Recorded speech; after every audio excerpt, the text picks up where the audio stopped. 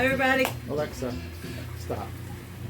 Hello, and welcome to yet another episode of Tea Time with Brooke and Steve. I'm Steve, and she's Brooke. Hi, everybody. And we have Mr. Quincy Jones in the pool fetching, and Wally is running about. He's not too much for water dog. They do what they do while we do what we do. So we're here today to evaluate, review another tequila that we haven't ever tried before. Heard a lot about. Yep. She was like, oh, you need to go on Facebook and join some of these tequila Facebook groups, and maybe you can learn some more. So we both did, and one that's standing out is a Facebook group called Tequila 101, and they're very, very helpful. There's a lot of really good information on there. Absolutely. And when we started out about 6 months ago, our knowledge of tequila, as we have said in the past episodes, is something you have to slug down with the lime and salt and chase it with the beer. And that was like the old time tequila. Tequila has come a long way, especially with these distilleries that are really taking the time to really perfect their craft as they did a long time ago. And this one here landed on a list that came, it's widely out there, but Tequila 101 put us onto it, was this El Tesoro. And prior to this, we never heard of it. And we saw it. Our local ABC Liquors down the road had this. Total Wines. And we're like, let's try it, and we'll give it a shot. Price point wise, it's much more affordable than the other things that we've been thinking about. This happens to be a Blanco. Dollar wise, It was about $45, so it was under the 50. But still it's up there. Still up there, but still, we're expecting big things from this, and we'll see it in a moment. We haven't opened it yet. What's interesting is, and I'm not going to go into a whole thing about the history of tequila, is that the proprietor of this distillery, Carlos Camarena, has been in the family for, he's probably our age or something like that, but his family goes back decades or centuries. Matter of fact, back to when the Spaniards came to conquer Mexico in the 1700s or something like that. One of those was Don. Jose Cuervo. Oh, sorry. And he had offspring, and we think that included the Camarena family, and here we are today. And Carlos is the guy who runs this place. He's very, very particular about his tequila. As well as how it is farmed.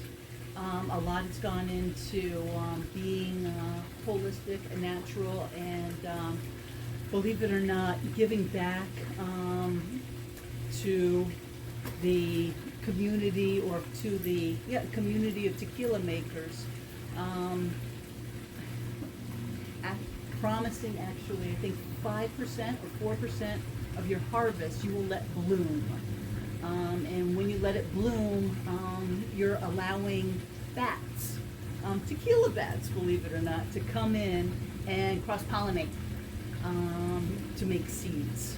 And these seeds are pure and will go on for generations to generations. I guess there's a big fear in Mexico with the blue agave that if something comes in as a blight, and could wipe out the entire population of agave. So there's much being done, believe it or not, to try to keep the blue agave healthy and surviving for generations to come. And he happens to be a big proponent of that movement in Mexico. And when he went to college, he studied agriculture.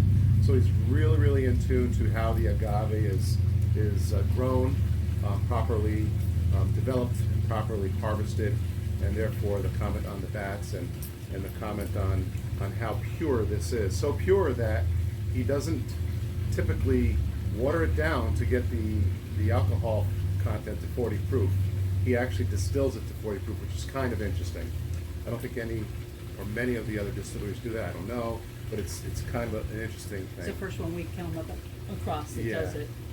And a note about where we're at in our journey with this. If you've been watching our YouTube channel, we've had some episodes, which, whatever, we're doing what we're doing. We're learning, and we like what we like, and we're learning to like other things. And when we started to understand about pure, non-additive tequila, we were first discovered Fortaleza and Siete Lagunas, Leguas, sorry, 7 leagues. And that kind of gave us a really good introduction to what pure Blanco agave is supposed to taste like. And It's very earthy. very earthy. Which is an acquired taste, but not for the pure tequila lover. It's the go-to taste that you're looking for. Yeah, when she says pure tequila lover, I think she's thinking about those people you find at bars looking for something sweet to taste so they can drink it down.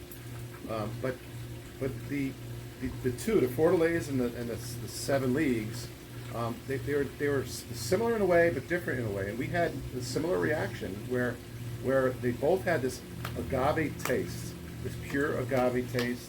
They were easy they're smooth. Very smooth. Didn't have a big alcohol smell. They tasted wonderful, but one was more earthy than the other. Definitely. Let's open this and see what's going on. And the thing about the earthiness is, I think what we're learning is that the more earthy one was from the highlands of Jalisco, which is 7,000 feet above sea level, and that was the 7 leagues, and then the Fortaleza was from the lowlands. But we like the less earthy version, and we're going to see how this compares to it. El Tesoro, just a quick thing about the bottle, beautiful bottle, crisp, clear. They have a Tahona wheel in the front with one of the rollers from olden times, and this is kind of cute actually. The top is modeled after a Tahona wheel, and what I'm finding is that a lot of these tequila bottles come with a signature top. Yeah. And it'd be interesting to kind of collect the tops, like the Fortaleza and Clase Azul and all that. But they have different tops. It actually has some weight to it. It's the first time opening this. This is the first time I'm realizing it has some weight. Check it out. Oh, it does. While I pour. Very cute. You can hear it. Oh, it's heavy. It's kind of cool. Woo! Okay, let's put that Tahona back in the top. We'll give it a little smell. Salud. Agave, definitely. Yeah, it's got that agave smell. Straight off the bat. There's no burn in the sinuses, or very little trace. Okay, try it. But the other thing is very clear. It's hard for you to see from there, but it's like it looks like water, but it's leaving a lot of trail on the glass, meaning it has legs, which kind of goes back to the whole, the pure 40 proof. There's no water added, so you're getting the pure viscosity of the liquid. So Well, Lynch, you gave me more than you have. Okay. What are you trying to do? Let's switch it. Chip.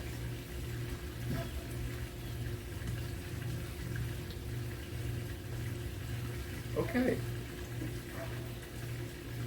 That's really good. It's very good. I'm gonna say it's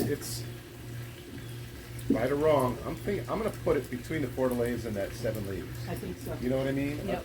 It has a little bit of peppery taste and Bite. finish. It's not even a bite. It's so smooth. It coats your tongue. It's very, very smooth.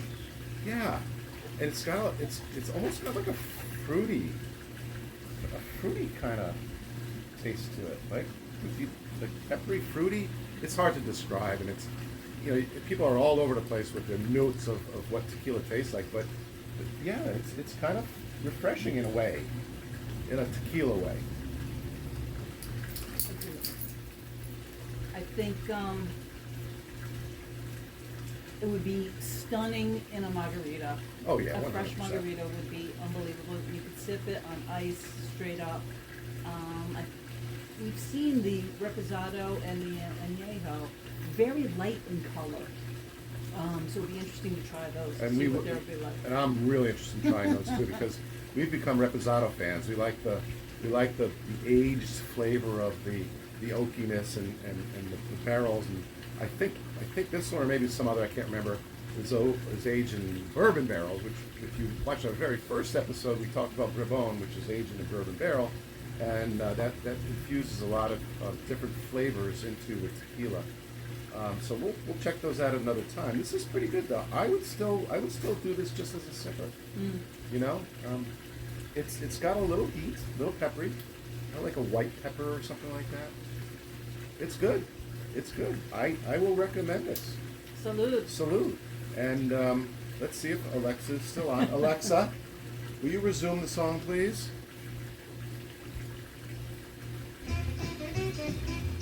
Cheers, everybody. Let us know what you like. Give us some ideas of what to try. We will. Take care. We got all the time in the world. We'll see you later.